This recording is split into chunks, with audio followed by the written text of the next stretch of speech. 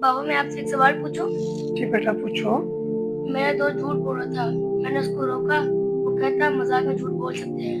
नहीं बेटा, झूठ बोलने पे कुरान और हदीस में बहुत ज़्यादा वईदें वारिद हुई हैं। अल्लाह कुरान मजीद में फरमाते हैं वलअनतुल्लाहि अलल काज़िबीन, झूठों पे अल्लाह की लानत हो।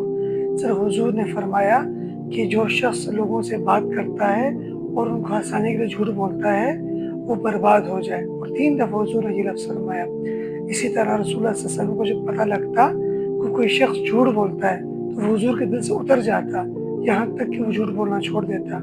और हुजूर ने फरमाया कि मोमिन में 2 चीज़ें कभी भी गलत जमा नहीं हो सकती। कौन सी? नंबर 1 कि वो झूठ कभी नहीं बोलेगा, नंबर 2 वो ख़यानत नहीं करेगा।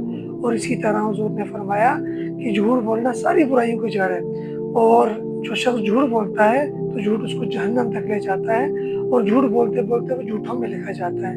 लिहाजा बेटा खुद भी झूठ नहीं बोलना चाहिए और दूसरों को भी रोकना चाहिए। तो अपने दोस्त को आप बताइएगा कि झूठ बोलना गुनाह है और ये हदीस उसको सुनाएंगे, ठीक है?